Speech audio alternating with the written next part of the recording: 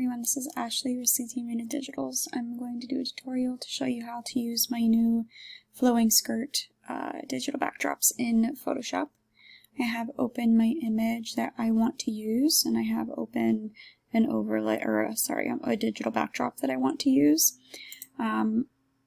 It's fairly simple. I thought about making these as overlays with just the skirt as well.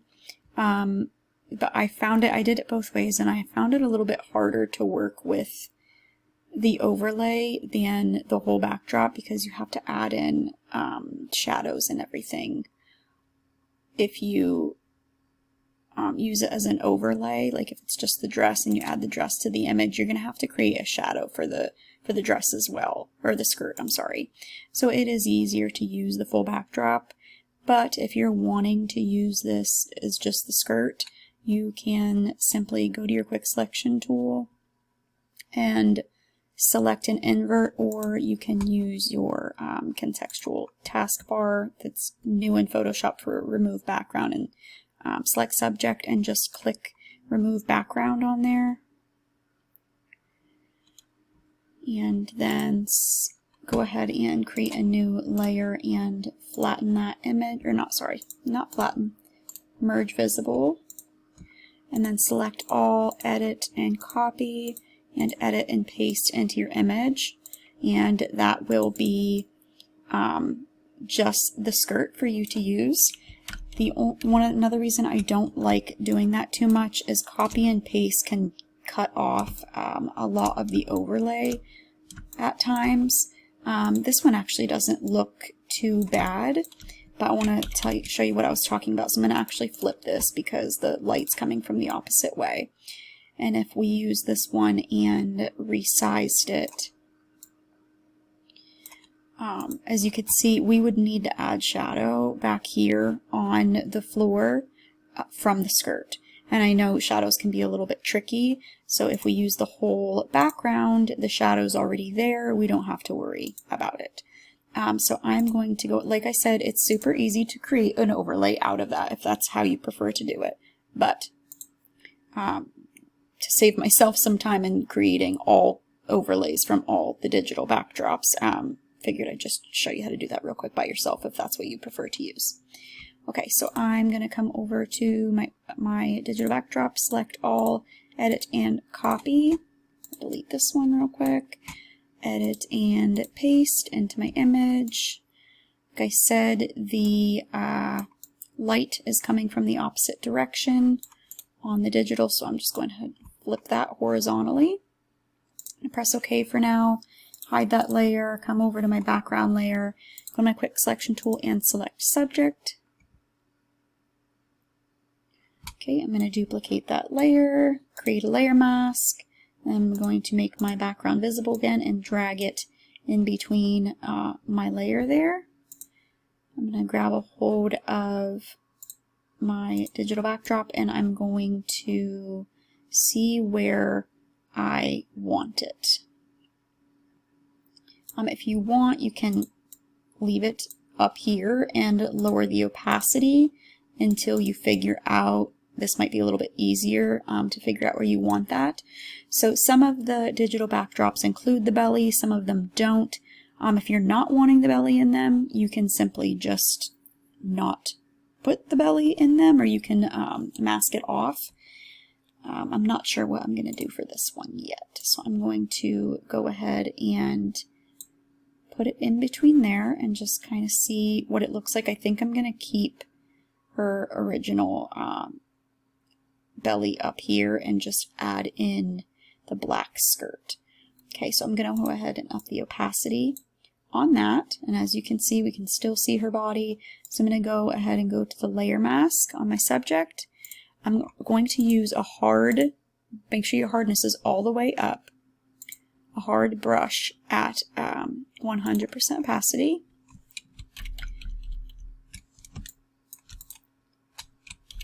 Black brush, sorry. And then I'm going to zoom in, and I'm just going to follow along her arm here.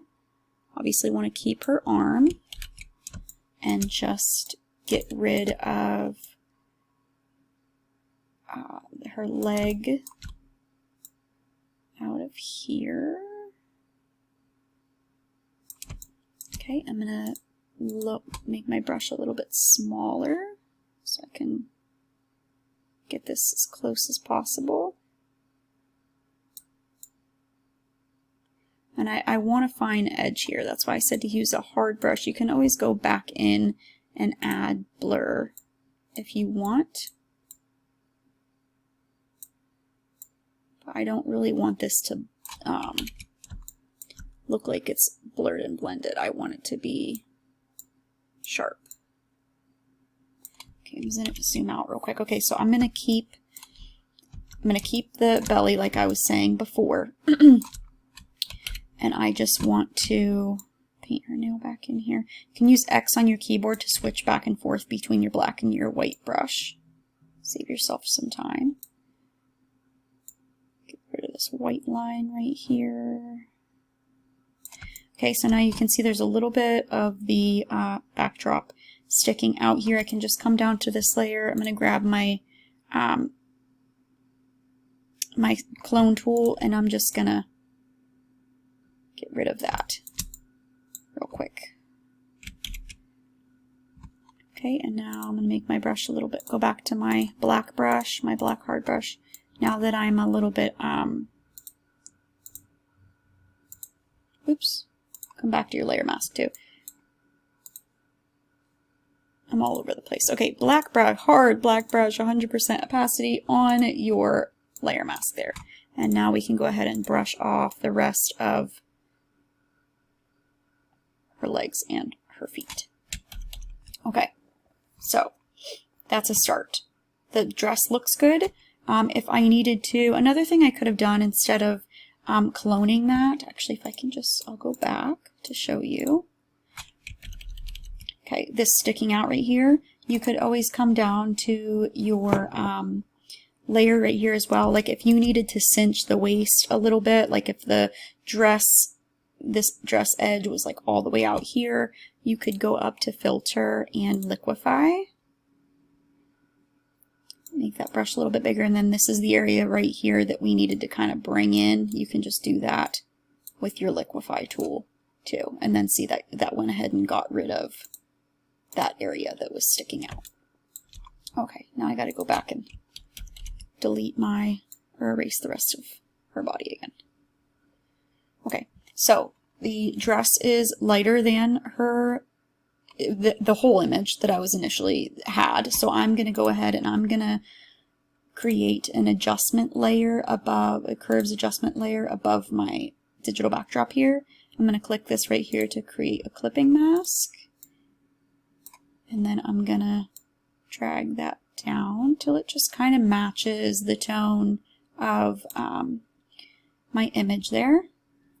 And now it looks like she has a little bit more of a red tone to her than the skirt does. So you can go through and you can add any adjustment layers. I would just go in, again, create that clipping mask on my digital backdrop, and I would play around with the hue a little bit just to get it to match, to best match my my original image.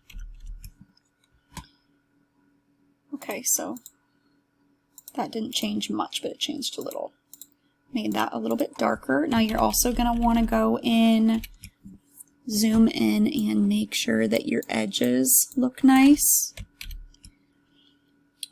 These digital backdrops are obviously going to be used best on white backdrops. If you try to use them on a black backdrop, they're simply just not going to look good because it's not going to blend very well. It's possible, but it's going to be a lot more editing. Okay, so I'm going to go back up to my layer mask. There's a couple, so I'm going to use a soft brush for this one. There's a couple areas right here that did not copy over very well. I just want to clean those areas up. I'm not going to make them perfect for tutorial's sake. I'm just going to go around, and you would just use your brushes to clean up. I like to lower my opacity when I'm working around the hair and do it little by little. Make it look natural. Everything else looks pretty pretty good. There's a little area right there that I didn't use the liquify good enough, so I'm just gonna take care of that part real quick on the belly. I think that's what it was. Oh, maybe not. That's actually her original.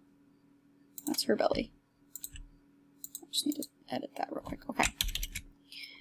Now I'm happy with this. I would maybe add a little bit of shadow underneath right here on the skirt where her belly is, and you can just do that by, I would add another layer above here, and it already created that clipping mask because I'm in between these layers. But if you needed to create a clipping mask, you could just right click and create clipping mask. This says release because it's already a clipping mask, but it would say create there.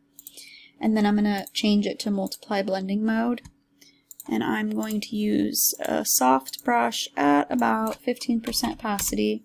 Hold down Alt on my keyboard, and I'm going to click a shadow here on the skirt. And I'm just gonna brush in some shadow right under her belly there, just so it matches. So you can see that looks a lot better, more realistic. I'm even gonna add a little bit of shadow. I'm gonna create a layer above my background layer. If you want to add anything to her layer, multiply, blending mode, brush 15%, and then, sorry, we gotta do it to that one. Add a little bit of shadow in there as well. Okay, so now I'm happy with this. I just need to work with the background, so I'm just gonna go ahead and flatten my image. And then however you work to fill in backgrounds, if you do this and click and fill with content aware, or if you use generative fill, I actually use the new remove tool. I think it works most seamlessly, and just drag that.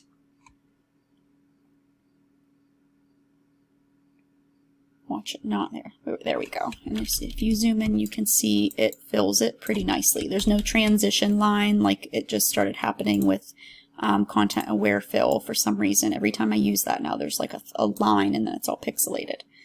But I use that remove tool, and it works flawlessly. Works pretty good. Okay, so that's it. I actually did want to move this up a little bit because she's kind of not far enough up in that image. And then let's see if this works again for me.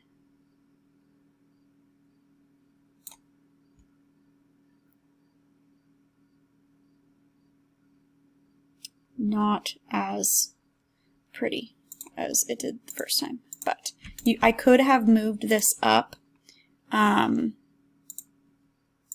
when I was editing it. I just forgot, but I can just use my clone tool or my healing tool manually. There we go, fixed. So sometimes the black and white is a little bit easier to use if you're using one of the color skirts, because I have a color collection too. I'm just going to use the same tutorial because it's the same kind of thing that you're going to be doing for each one. You can use the adjustment layers on there too to change the hue saturation for the color of the dress, or to blend it a little bit more when you're using digitals. I like to sometimes add a solid color layer, usually just like a tan beige color, and either put it on soft light or leave it on normal blending mode and just put it all the way down. It's just kind of a blanket of the same tones, I don't know why I do that. It just sometimes helps a lot when I'm trying to blend digital, so that's just an extra tip. If you have any questions, you can send me a message. If you are a studio maternity photographer, I would love for you to join my group on Facebook. I will link it in the description.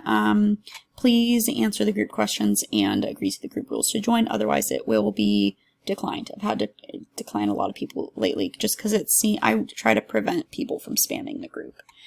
And also, if you want more tutorials like this one for free, go ahead and check out my YouTube channel and subscribe. It will notify you every single time I add a new tutorial.